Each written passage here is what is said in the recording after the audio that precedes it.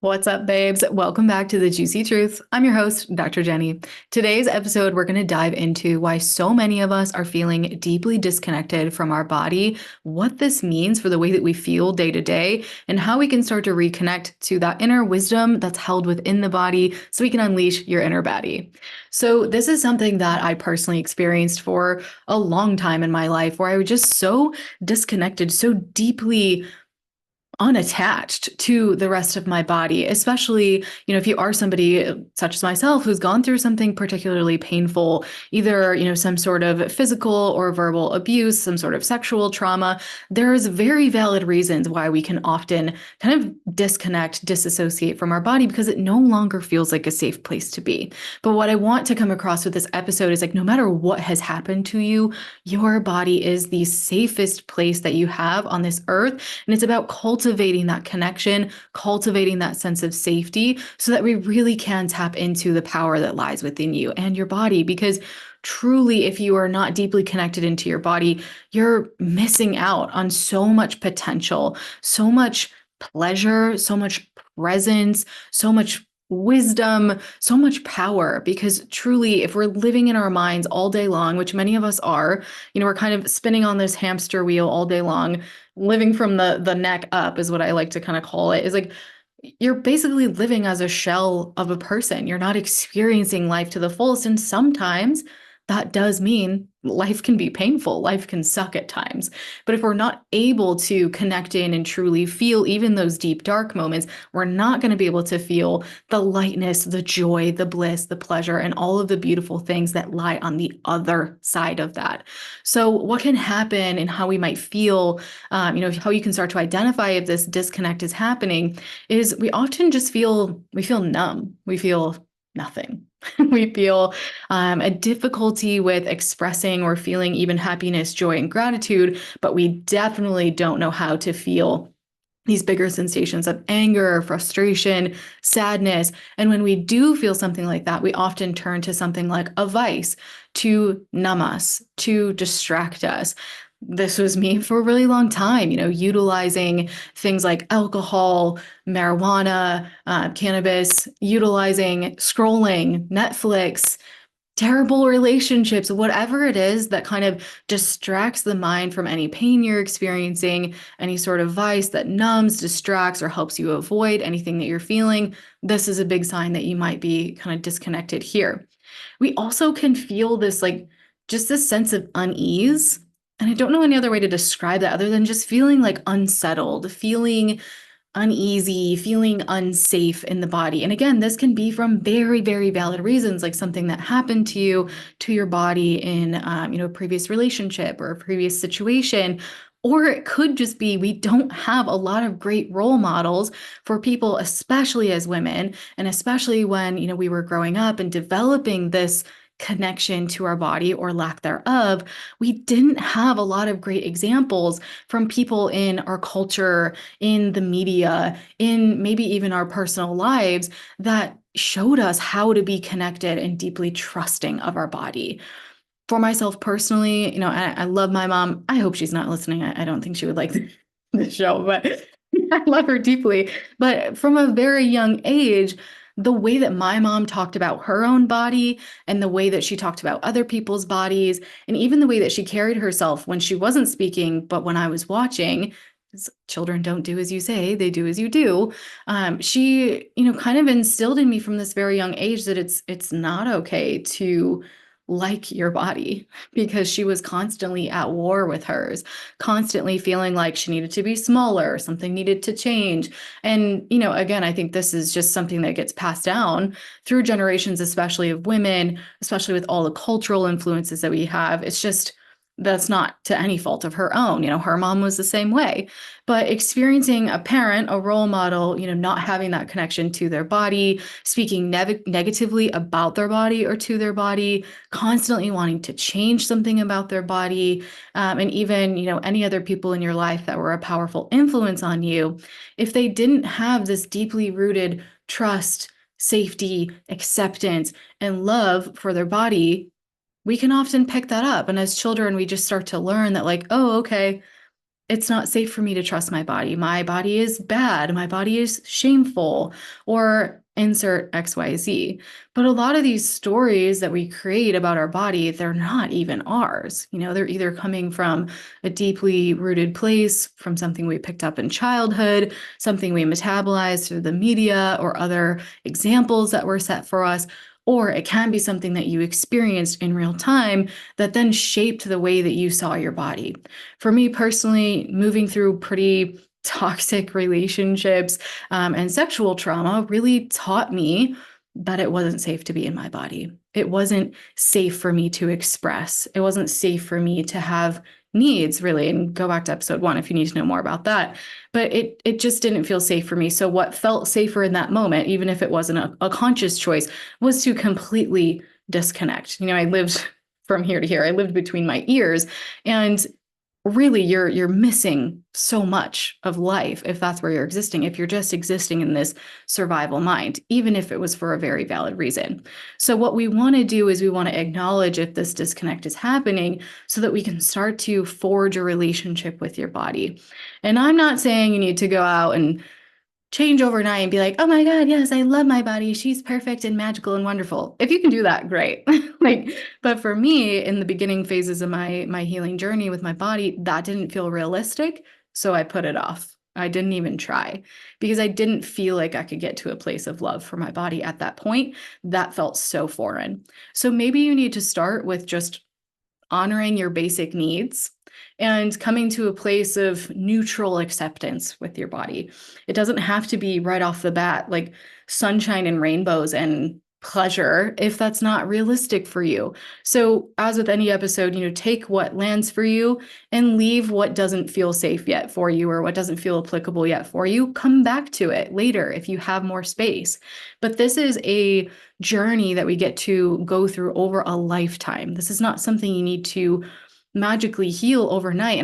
And maybe that's possible, but I think that's setting us up for a pretty unattainable standard. So choose a few things from this episode you can start working on and then continue to build from there. Ultimately, what we want to do is cultivate a safe and trusting relationship with our body so that we can feel connected to her. We can listen to her when she needs something or desires something. So if you've felt the sensation of like unease, feeling numb, having difficulty with expressing, emotions on either side of the spectrum, just kind of landing somewhere in the middle there. Sometimes this can present as a sense of anxiety, feelings of anxiety in the body. Or it can present as actual physical dis-ease. That unease feeling I was describing earlier can contribute to physical dis-ease. And in my work as a clinician, I've worked with a lot of women who have experienced significant physical concerns like endometriosis, really painful periods, infertility, fibroids, you name it.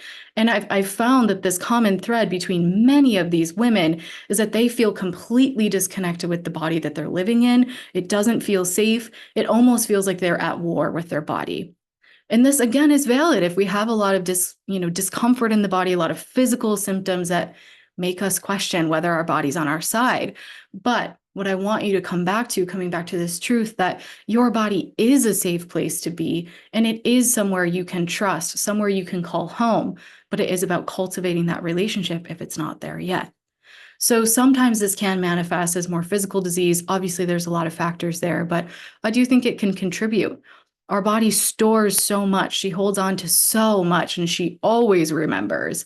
She always, always remembers anything that we're unwilling to feel, anything that we're unwilling to move through gets stored somewhere. So we have to find ways for us to be able to move any of that pain that's been hidden in the body out so that we can transmute and alchemize it into something more beautiful. So for me, this sensation of being kind of numb and constantly using some sort of vice to kind of like distract me, numb me out, whether that was alcohol, cannabis, binging Netflix, whatever it might be, this was because I didn't feel safe to feel the pain that was really locked up deep within me. I wanted to be that good girl. I wanted to be that people pleaser who felt fine all the time and everything was good. When in reality, I was harboring so much pain in my body, and it ended up getting to the point where I was experiencing pretty significant physical dis-ease. I was having really, really painful periods, really chronic gut issues, skin issues, you name it, autoimmune disease. And at this time, it took me a while to start putting the pieces together that yes, you can work on nutrition and diet and supplements and medications and all of the things. I completely agree, and I approach that way in my clinical practice. But if we're not branching into this relationship we have to the body, we're missing a very large piece of the healing puzzle, and you're probably not going to get the results that you're looking for. With the women who are willing to examine this relationship in their body, start to forge a more healthy, safer relationship in their body, they were the ones that experienced the best physical healing. And I truly believe that this is a very crucial piece of the puzzle. And if you are experiencing any sort of physical disease and you're not addressing what's going on in your emotional landscape, what kind of things might be stored in the body that you haven't processed through or haven't felt through, again, you're going to be probably disappointed in the results that you can get, and you're constantly going to feel like you're kind of outsourcing that power to another doctor, another diet change, another medication, another da da da da da. Not that those things can't be helpful, but you're going to be missing a very important root cause, a big piece of that puzzle. So what it feels like to, be on the opposite side of this in more of an embodied state looks different for everybody. But for me, that means that you're able to actually be present in your physical body. And I know that sounds simple, but if you ask the average person, they probably don't even know what that feels like. You're able to drop out of this survival mind and actually be in your body. Not that we're not going to have thoughts, not that we're not going to, have things running through our mind. You're a human, you have a pulse, you're going to have thoughts, but we're able to actually be present and grounded in our body, experiencing life that's going on around us and in the moment. If there's anything I get across to you during this episode is that, healing can often feel really heavy. It can feel like there's a lot of things that we need to do, a lot of things that we need to change, a lot of things we need to unpack. And absolutely, yes. But the whole fucking point of healing is so that you can be present and you can enjoy life and you can feel joy and you can experience play and pleasure. So we need to be doing this at the same time. The whole point is for you not to be constantly dragged down by this healing journey so that you can actually enjoy the fucking process. So being embodied, means that you are able to be present in your body in the moment. You're able to feel what you're feeling in your body, identifying what emotions are present for you. I've asked a lot of people like, hey, how are you feeling today? And you get past the small talk of like, how are you actually feeling? How are you feeling in your body? And a lot of people get stumped on that question because they're living up in their mind. They're not connected. They're living from the neck up. So we want to be able to identify what sensations are present in our body. We want to be able to identify what emotions are present in our body and what your body needs to feel them, or what your body needs to move through those sensations. At its most basic level, if you need to start somewhere because you feel like, this connection is just not existing yet, what you can start with is listening to your basic needs. When you feel hungry, eat. When you feel thirsty, take a drink. When you need to use the bathroom, go to the fucking bathroom. I swear to God, if I talk to one more woman, and I've been there too, I do it myself, who's like, tapping their feet and they really got to pee, but they're just, oh, just let me finish this one more thing. Let me get past this one more task. Let me wait another 2 hours before I actually go to the bathroom and relieve myself. Like, Jesus, can you just start here? Don't mean to get on a rant, but start here. If you don't have this connection to your body, or you're feeling like maybe it's lacking a little bit, start with the basics. Start with listening to the cues that your body is giving you. They will get louder the more that you listen. If you tune them out for a really long time, it's going to sound like somebody's faintly knocking at the door, waiting for your attention. But they do get louder, I promise. So start to listen to the cues that your body's giving you of basic needs like hunger, thirst, sleep, need for rest, need to use the restroom. These are great places to start because, quite honestly, if you just focus on being present in your body enough to feel those sensations, you're going to be making huge strides. So start there. Start with listening to these basic needs, these basic cues. And if you do catch yourself kind of avoiding, I'm going to listen to my cues right now and take a drink because I'm thirsty. See how good that was? I'm thirsty, I take a drink. When you constantly avoid the signals that your body is trying to give you of the basic things that she needs, you are telling your body over and over and over again, no, your needs aren't important. I don't need to listen to you. And that's a sign, honestly, of a lack of respect. I know that sounds harsh, but in order for you to truly respect and love your body, you have to give her what she needs. You have to give her nourishment. You have to give her rest. You have to let her go to the bathroom when she needs to. So start here if you need to start somewhere. Being able to be present in your body, identifying what emotions are there, what sensations are there, and then being able to listen to those needs and really honor them, not just hearing them and ignoring them like, the alarm that you set on your phone, but hearing them and actually listening and taking that next step to honor them is another story. Some of the things that were really, really powerful in me starting to reconnect to my body, after years of being numb and avoidant and distracted and completely tuned out, turned off, just in kind of this limbo zone where I was deeply disconnected from my body, forget about being connected in a sexual or sensual sense. That was off the table completely. We'll talk about that in episode 4, but some ways that I really, really started to connect deeper into her. And I'll give you just a few examples that have been really powerful for me. Know that there are endless amounts of things that you can do to connect to your body. And the thing that's going to feel good for you might be different than what worked for me. One of the biggest ways that I started to cultivate a better, healthier, connected relationship to my body was the practice of breathwork. I am biased. I am a breathwork facilitator, but I have seen how it changes people. It literally changed my life. It has changed the lives of a lot of the women that I've worked with, the ones who have, quote unquote, tried everything, who have done so much healing work that they forgot that a big part of this means you have to actually connect to your body and do something that moves things through the body.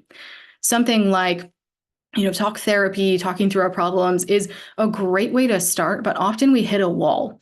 We hit a place where we plateau and we aren't able to take it that next step further unless you're doing like a somatic experience therapy practice, EMDR, or something that gets to more of the root of that trauma. But if you're just trying to talk through your problems, you only get so far because our logical minds are very smart. They will only take us up to that point that feels comfortable and they won't go a step further unless we give them something to help make that a safer transition.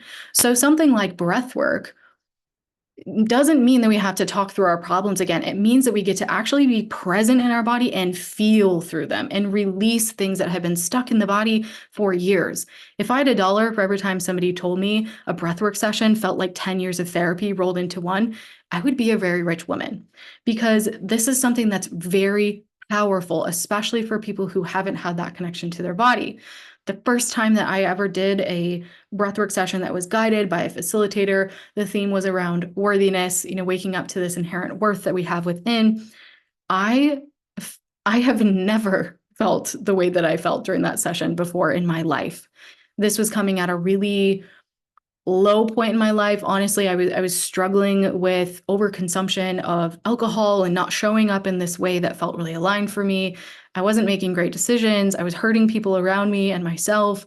It wasn't a great place to be. But this breathwork session really, really got me out of that spiral in my mind and allowed me to just go within into my body. And I started to recognize how much pain was actually hidden in there. Years and years and years of pain that I never let myself feel because I was too afraid to feel it. I didn't have the tools to feel it. I didn't know how because nobody had modeled to me how to do that before. We're really, really good at being happy, complacent, fine. We're not great at knowing how to feel those bigger feelings. And that was something I'd struggled with for a long time. So going through this breathwork session and then, subsequent sessions was really powerful in me just being able to kind of unearth and release a lot of the hurt that I was still carrying in my body. And lo and behold, many of the physical concerns that I was experiencing seemed to evaporate around the same time as me embarking on this deeper level of my healing. So breathwork is a personal favorite of mine. Working with a practitioner or facilitator who's really knowledgeable and who's able to hold safe space for you.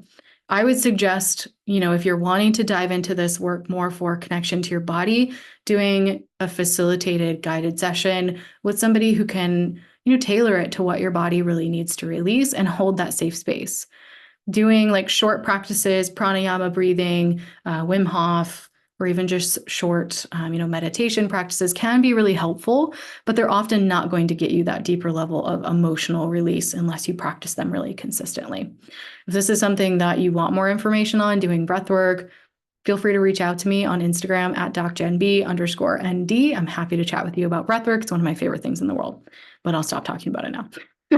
So breathwork was one of the biggest things that kind of catalyzed this journey for me, coming back to my body, getting more familiar with her, just even understanding what the heck she was feeling, what she needed to move through. The second big thing that helped for me, and again, this can look different for everybody, but dance.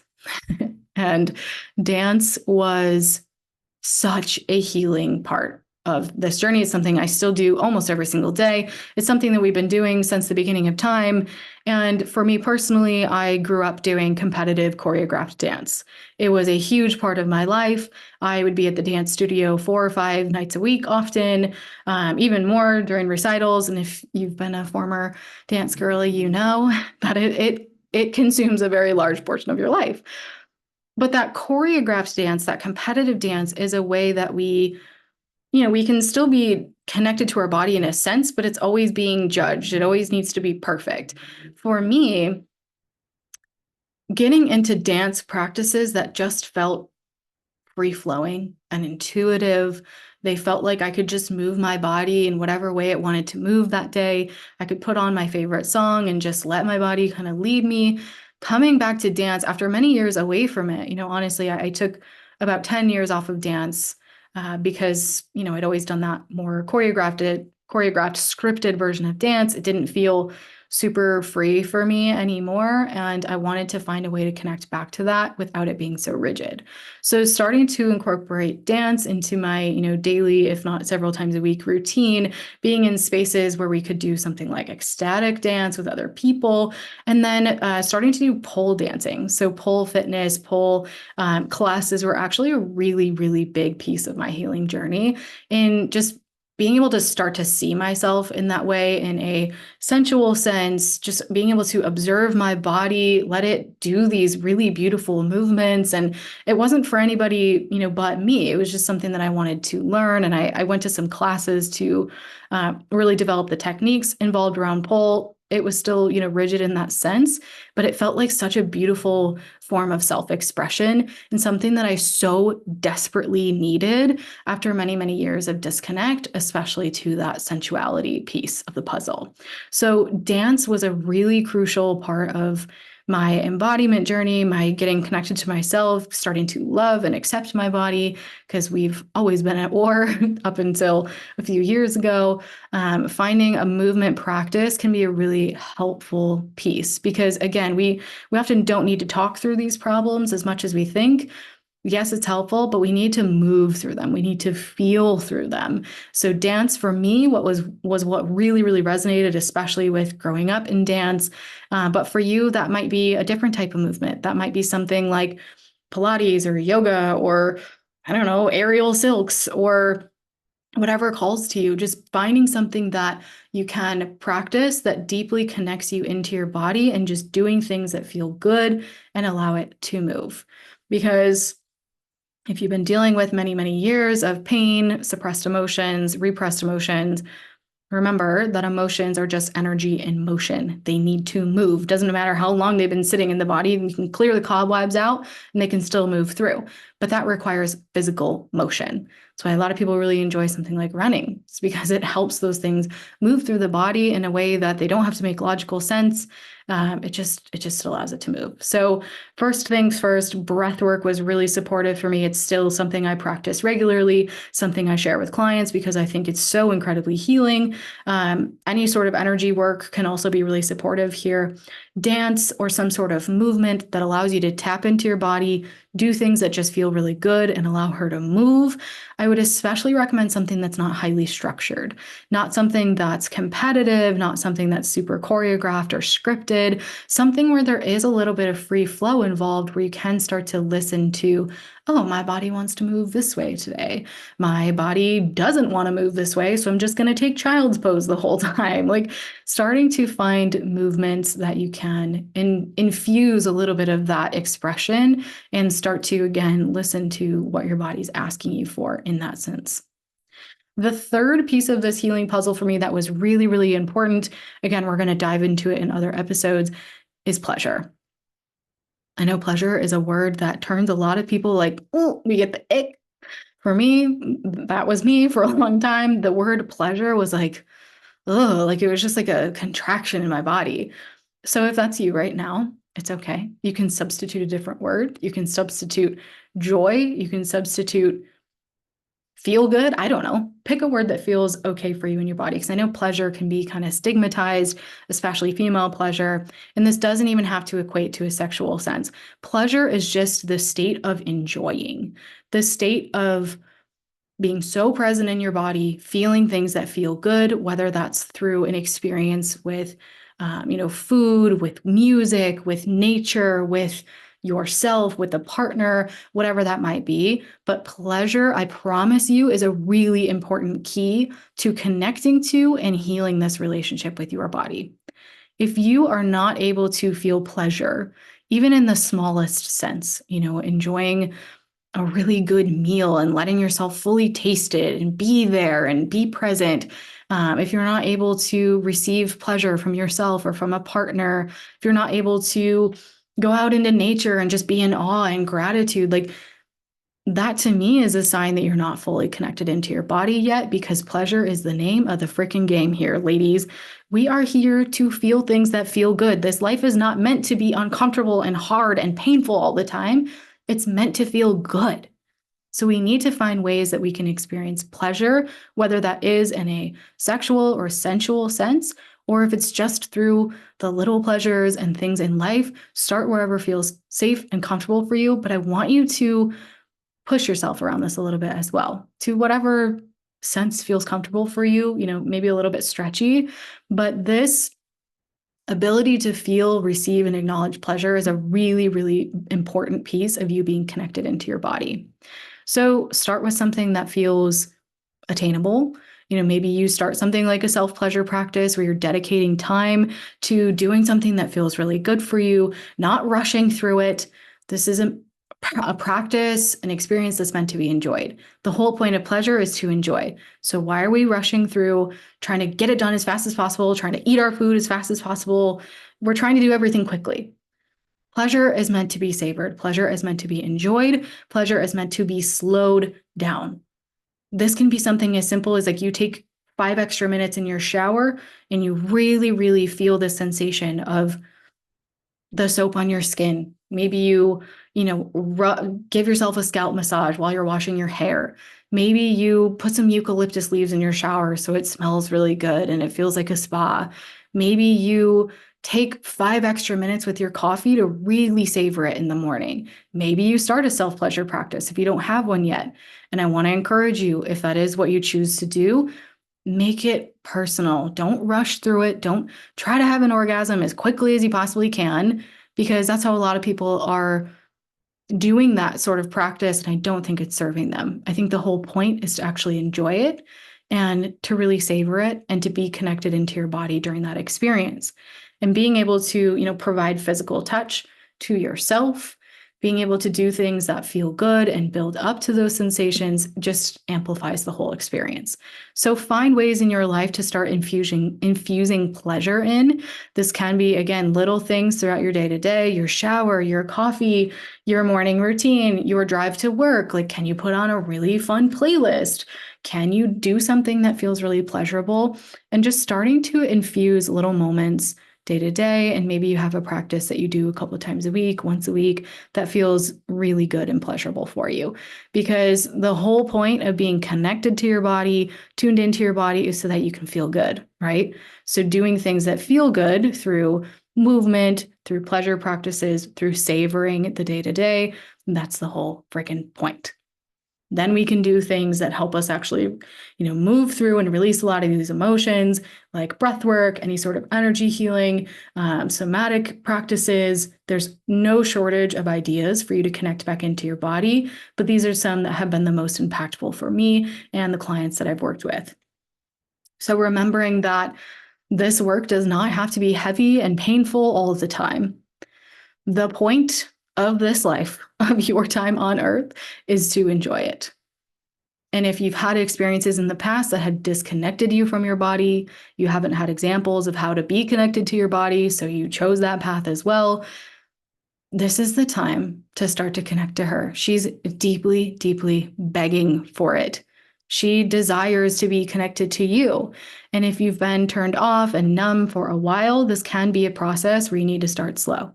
You need to just take simple practices, little practices like some of the ones I mentioned, and start bringing those in, start infusing those moments where you can listen to what she needs, you can honor what she needs, and you can do things that genuinely feel good in the body. So if this is resonating for you, if you're feeling like this connection piece is something that's missing between you and your body, maybe the relationship you've had to her hasn't been a really healthy one in the past, consider your relationship to yourself similarly to a relationship to a best friend. If you treated your best friend the way that you treat your body currently, would she still be your friend? And if the answer is no, you've got some work to do. Take some of these practices, breath work, dance, movement, pleasure, honoring your basic needs like hunger, thirst, rest, and find these ways to start connecting into your body and know that this is a journey that compounds over time. These little things, they add up. And as soon as you start listening to her and showing her, hey, I'm here for you. I'm listening to you. I'm here to give you what you need. This relationship will continue to flourish and it will grow over time. Remember, this isn't something you need to fix, quote unquote, fix overnight. It's something that gets to be this lifelong journey of coming home to yourself, coming back to your body, and truly, truly savoring this experience. I hope this sparked something within you, gives you something to start practicing, no matter where you are in this journey to connecting to your body. There's always more to learn, always more to implement. And I hope this gives you some practical tools to get started. I will catch you on the next episode, and feel free to reach out to me on IG at docjenb_ND if you have any questions, comments, or you want to hear something specific on a next episode. I love you. Go connect to your body, listen to her, and see what she says. I'll catch you on the next episode. Bye-bye.